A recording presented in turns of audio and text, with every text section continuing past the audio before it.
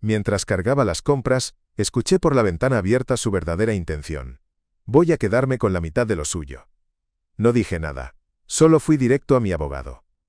Cuando presentó el divorcio, ya era demasiado tarde. Tengo 34 años y estuve casado con Marina, de 32. Compartimos 8 años juntos, 5 de ellos como esposos.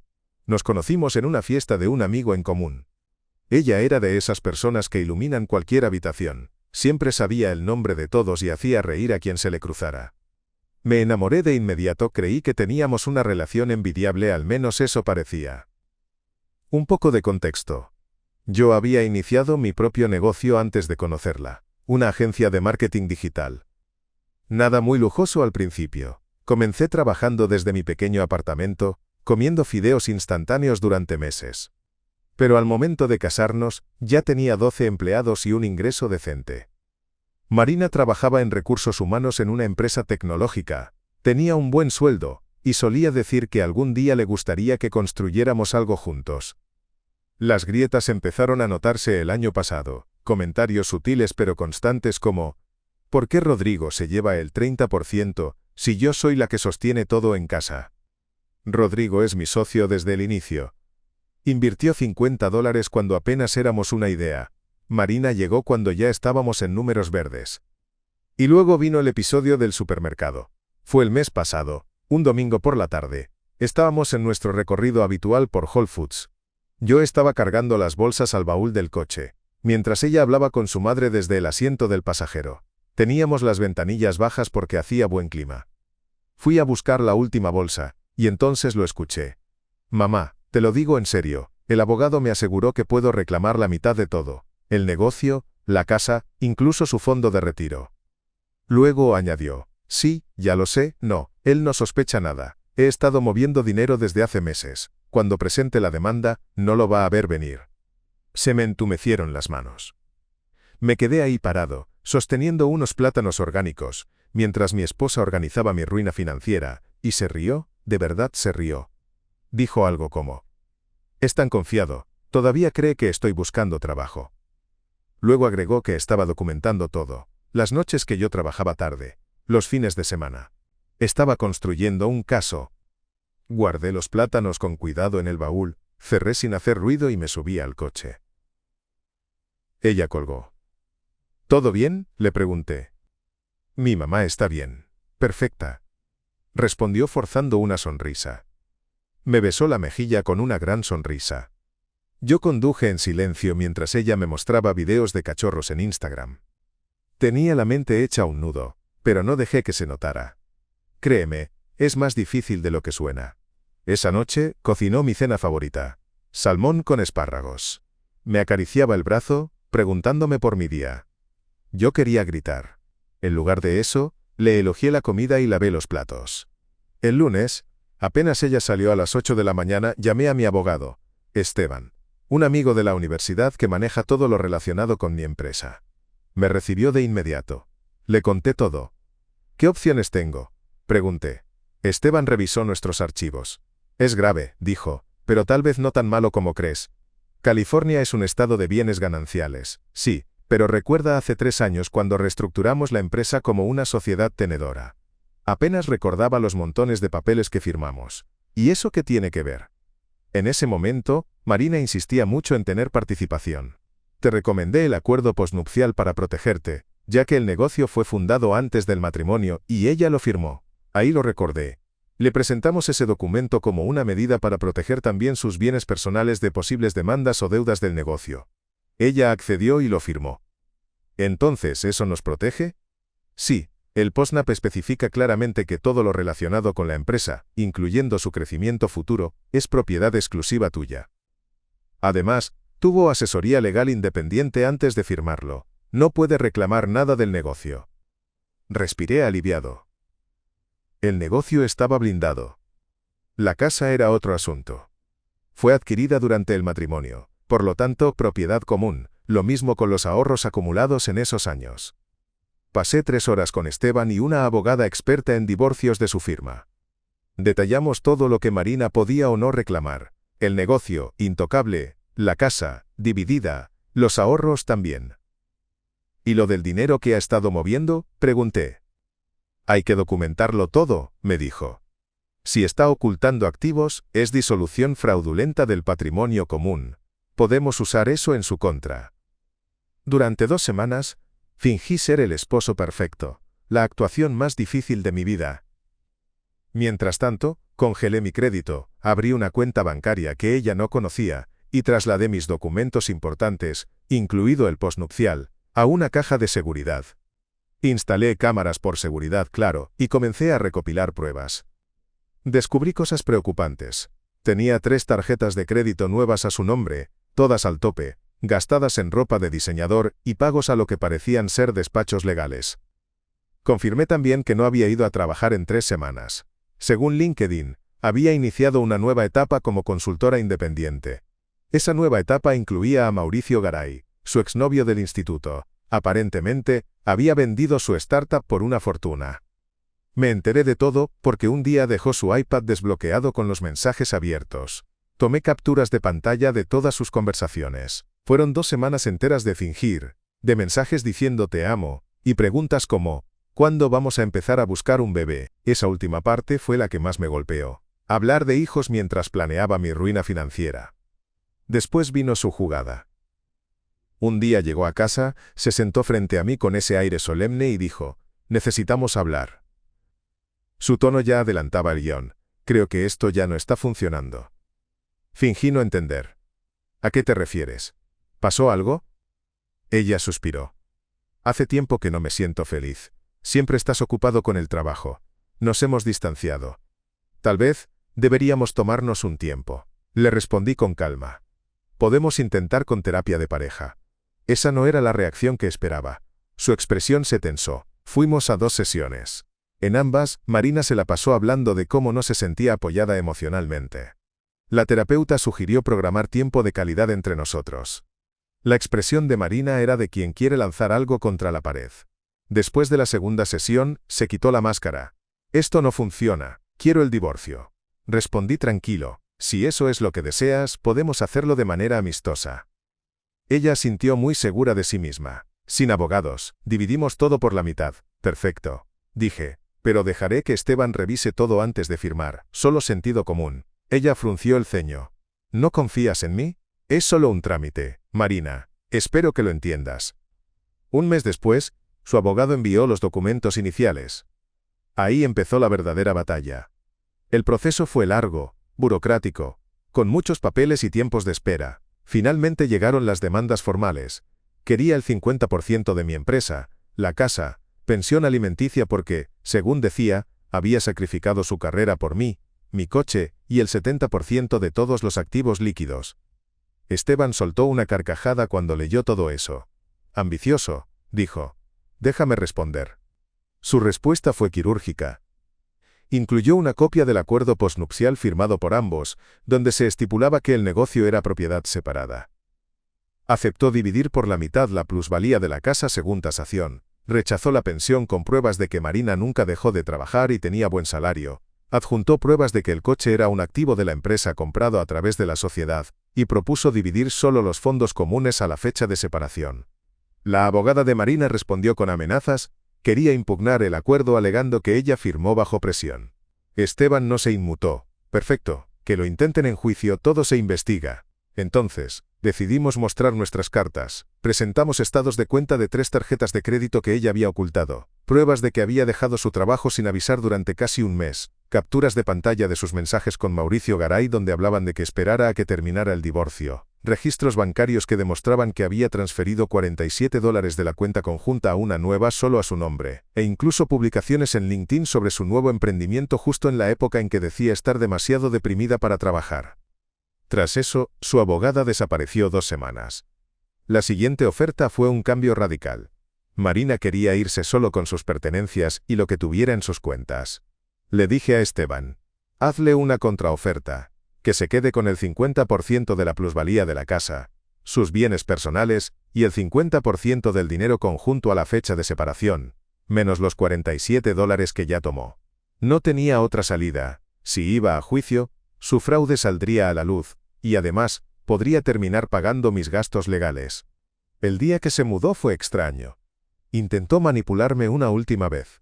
Podríamos haberlo arreglado si hubieras sido razonable, dijo. Podríamos haberlo hecho si no hubieras planeado emboscarme, le respondí. Se quedó quieta. ¿Desde cuándo lo sabías?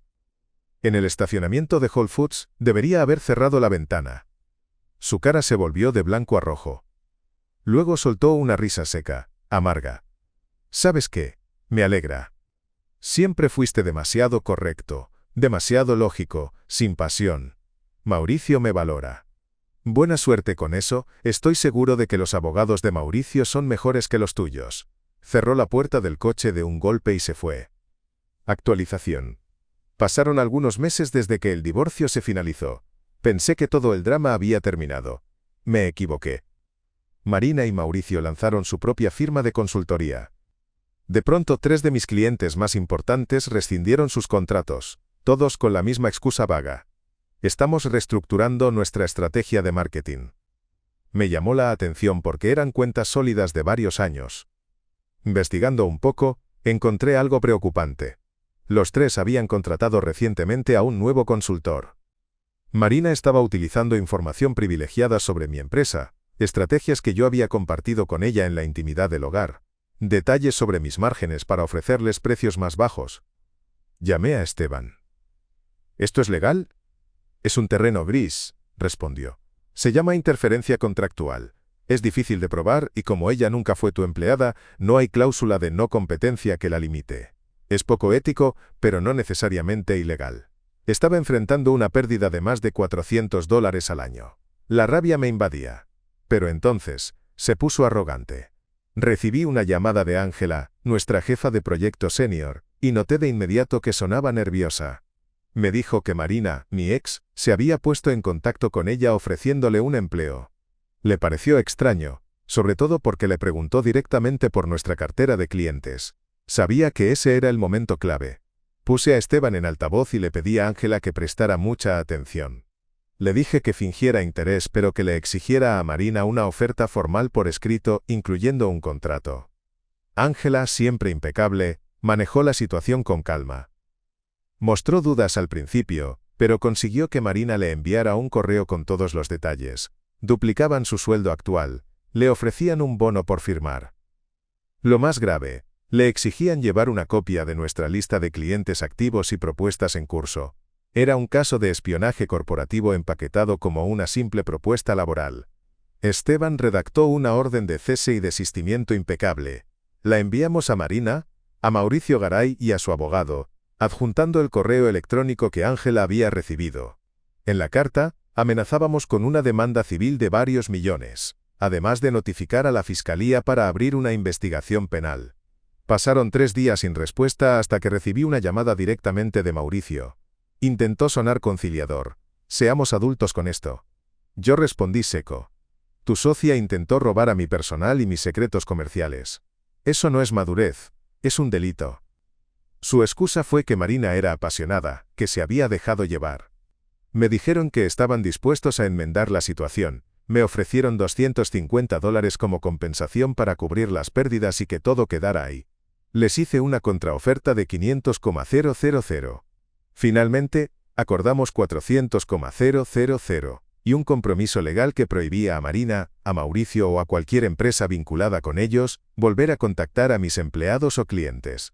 Esteban me explicó que ese dinero cubriría el ingreso perdido después de impuestos. La cifra final permitiría estabilizar el negocio. Lo mejor vino después. Rodrigo, mi socio, llevaba tiempo considerando abandonar la empresa para iniciar su propio proyecto. El acuerdo me dio la liquidez necesaria para comprar su participación del 30%, quedándome así con el 100% de la empresa. Mientras tanto, las redes sociales de Marina se llenaron de frases motivacionales, de esas que hablan de renacer, de nuevos comienzos. Esteban, curioso, investigó un poco más y descubrió que la venta de la startup de Mauricio había sido en gran parte una fachada, y que su divorcio anterior fue un completo desastre legal. Era un patrón. El golpe fue real, sí, pero haberlo enfrentado de forma profesional me ganó cierto respeto. Incluso llegué a colaborar en proyectos con algunos competidores que se impresionaron al ver que no me dejé pisotear. Aún dolía, 8 años no son poca cosa. La terapia ayuda, Pero la casa se sentía vacía. Estoy considerando venderla. Tiene demasiados recuerdos. 6 meses después, todo empezaba a parecer más estable. El negocio creció un 20% en comparación con los meses previos al escándalo. Contraté a 3 personas nuevas. Todo marchaba bien hasta que el martes pasado mi recepcionista me avisa. Hay una tal Marina que quiere verte. Sentí que el estómago se me congelaba. Le pedí que le dijera que no estaba disponible y que debía abandonar el edificio. Ella respondió que esperaría. Fui al sistema de seguridad para confirmar. Era ella, pero no se parecía en nada a la mujer que conocí. Su ropa de marca estaba arrugada, sin maquillaje, el cabello descuidado. Bajé al vestíbulo. «Tienes que irte», le dije con voz baja pero firme. «Estás incumpliendo el acuerdo». «Por favor», susurró con los ojos llenos de lágrimas. «Solo 5 minutos. No es sobre trabajo. Necesito ayuda». Contra mi mejor juicio, la llevé a una pequeña sala de reuniones. Dejé la puerta abierta y Ángela se quedó justo fuera. Marina comenzó a llorar. No eran esas lágrimas teatrales de otras veces, sino un llanto roto, desesperado. «Mauricio me dejó», alcanzó a decir entre sollozos. «Vació las cuentas de la empresa, dice que cometí fraude porque no le entregué los clientes que prometí. Sus abogados me están amenazando». Yo simplemente la miraba. Sé que no merezco nada, sé que lo que hice fue imperdonable, pero estoy asustada, no tengo a dónde ir. Mi madre no me contesta, nadie quiere saber nada de mí. Solo necesito un préstamo para pagar un abogado y volver a empezar. ¿Quieres que pague al abogado con el que vas a demandar al tipo con el que intentaste destruirme? Fui una tonta. Él me dijo exactamente qué hacer, cómo convencerte. Juró que no pondrías resistencia. No vi cómo la esperanza se desvanecía de sus ojos, reemplazada por algo más frío, más desagradable. Tienes esos $400, ese dinero es mío, yo me gané esa compensación. Ahí estaba la Marina de siempre. Ese dinero es por los daños que causaste, no te ganaste nada, lo perdiste todo, dije con firmeza. Te di 8 años, gritó de pronto. Y tú te quedaste con la mitad de nuestra casa, con la mitad de los ahorros. Esto no ha terminado. Me levanté para irme, me sujetó del brazo. Iré a la prensa, amenazó. Les diré que me maltratabas, que planeaste todo esto para dejarme sin nada. Voy a destruir tu reputación. Fue lo último que dijo antes de que sacara mi teléfono y comenzara a grabar. Repítelo, le pedí con calma, en voz alta, mirando a la cámara. Ella soltó mi camisa al instante. Su expresión se desmoronó. Yo no, la interrumpí. Tú sí. Y por eso no volveré a ayudarte. No has cambiado. Minutos después, el personal de seguridad la escoltó fuera de mi oficina. Iba gritando que yo le había arruinado la vida. Una semana después, recibí una llamada de su madre. Me pidió disculpas por todo lo que había sucedido, estaba devastada. Me aseguró que había decidido cortar todo contacto con Marina. La crié para que fuera una mujer distinta, dijo entre lágrimas, pero no reconozco en lo más mínimo a la persona en la que se ha convertido. Actualización. Pasaron 3 semanas desde aquel escándalo en la oficina, cuando recibí una llamada de una investigadora del Departamento de Delitos Económicos. Se presentó como Brenda Ruth. Necesitamos hablar sobre Mauricio Garay, dijo sin rodeos. Sabemos que él y su exnovia intentaron interferir en su empresa. Mi corazón empezó a latir con fuerza. ¿De qué se trata esto?, pregunté. El señor Garay ha estado bajo investigación desde hace tiempo. Llevamos un caso en su contra por fraude en serie. Su método consiste en detectar personas atravesando divorcios conflictivos, asesorarlas para esconder y desviar bienes, y luego, una vez finalizado el proceso, robarles el dinero del acuerdo bajo la promesa de un negocio conjunto. Su exnovia, la señora Marina, parece ser su última víctima. No pude evitar reír. ¿Víctima? No. Ella fue su cómplice. Legalmente, respondió Brenda. Puede ser ambas cosas. Tenían pruebas bancarias. Marina había recibido alrededor de $340 entre la venta de nuestra casa y su parte de los ahorros, y había transferido todo ese dinero a Mauricio para una supuesta inversión inicial. Él le prometió el 50% de una empresa que no tenía fondos ni operaciones reales. La dejó sin un centavo. Era irónico, tan espeso que costaba tragarlo. Necesitamos su testimonio, continuó la investigadora. Su relato y las evidencias que pueda aportar son claves para establecer el patrón delictivo. ¿Y yo qué gano? Satisfacción, justicia y un registro público que dejará claro lo que intentaron hacerle. Acepté. Les entregué todo. La grabación en Whole Foods, la historia del acuerdo postnupcial, el correo de Marina a Ángela, absolutamente todo. 2 meses después, Mauricio fue arrestado. Ese supuesto negocio millonario de 30 millones era una fachada, un castillo de naipes financiado con el dinero de sus víctimas anteriores. Marina fue obligada a testificar contra él. La vi subir al estrado, confesar bajo juramento todo lo que me había hecho, mientras intentaba pintarse como una mujer ingenua y manipulada por él. La fiscal no tuvo piedad. Señora Marina, admite que cometió fraude contra su esposo para apropiarse ilegalmente de sus bienes. Sí. Y solo cuando su cómplice la estafó a usted decidió que lo que estaban haciendo estaba mal. Sí. Mauricio Garay recibió una condena de 8 años, su tercer delito comprobado. Y aquí viene la parte más impactante. Como víctima reconocida legalmente del fraude, Marina tenía derecho a una compensación. Pero luego de incautar y liquidar lo poco que quedaba de los bienes de Mauricio, ¿cuánto crees que recuperó? $1.200. Había perdido $340 y el sistema apenas le devolvió lo suficiente para una cena decente. Un último intento de contacto llegó por llamada oculta. Su voz sonaba hueca, agotada. Espero que estés feliz. No, Marina, no siento nada por ti.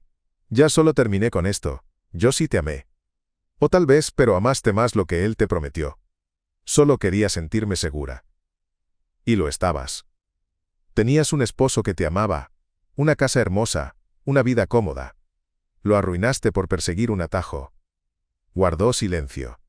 Voy a regresar a Ohio, mi madre aceptó que me quede con ella por un tiempo. Te deseo suerte. Si no lo hubiese escuchado a él, ¿tú crees que lo nuestro habría funcionado? Eso nunca lo sabremos. Colgó. No he vuelto a saber nada de ella. Pasaron unas semanas y una nota breve en un periódico de economía local relató la caída de un estafador reincidente. No mencionaban mi nombre, pero bastaba con leer entre líneas para entender que yo había estado ahí. Lo curioso es que no sentí orgullo ni revancha, solo una paz tranquila, como cerrar una puerta que llevaba demasiado tiempo abierta. Mi empresa sigue creciendo. Decidí mudarme a un lugar más modesto, pero con algo importante. Cada rincón me pertenece, sin condiciones ni cicatrices. Conocí a alguien distinta, se llama Ana. Da clases en un colegio y tiene una visión de la vida completamente alejada del mundo corporativo. Le interesa más compartir un café por la tarde que un reporte de ganancias. Con ella, los días son sencillos y reales. Ya no busco justicia en las miradas ajenas, ni necesito explicar lo que viví, lo que perdí.